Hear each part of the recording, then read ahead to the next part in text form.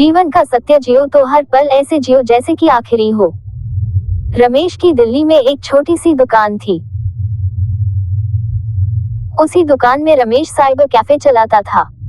रमेश की शादी को अब 10 साल पूरे हो चुके थे, साथ ही एक बच्चा भी था, लेकिन जिंदगी में अब पहले जैसी रौनक नहीं थी। सुबह उठो, बस लग जाओ पैसे कमाने में। जिंदगी अब बहुत व्यस्त हो चली थी।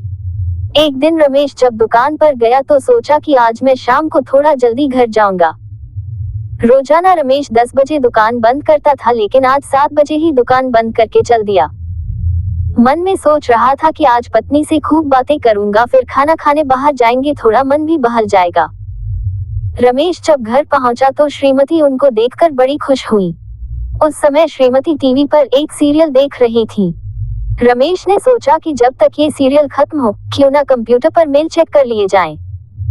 बस यही सोचकर रमेश कंप्यूटर खोलकर बैठ गया। थोड़ी ही देर में श्रीमती ने टेबल पर ही चाय भी ला दी। रमेश चाय पीता हुआ दुकान का कुछ काम करने लगा। मन में बहुत खुशी थी कि अभी थोड़ी देर में बीवी से बात करूंगा और खाना खाने बाहर जाएंगे।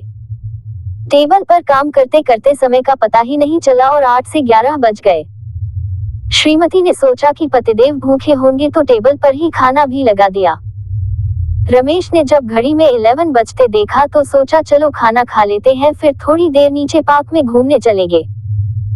खाना खाते रहे, इसी बीच एक मजेदार सीरियल आने लगा। बस रमेश थोड़ी देर सीरियल देखने लगा और सीरियल में ऐसा खोया कि वही सोफे पर ही सो गया।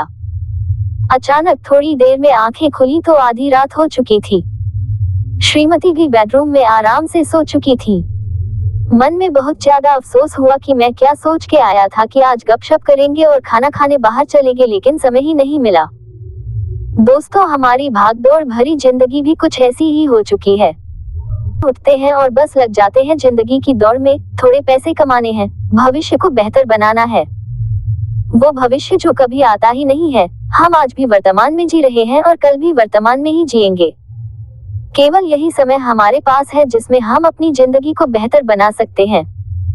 ना बीते समय पर आपका अधिकार है और ना ही आने वाले समय पर, लेकिन वर्तमान पर आपका पूरा अधिकार है। जिंदगी जी भर के जियो यारों, क्या पता कल हो ना हो।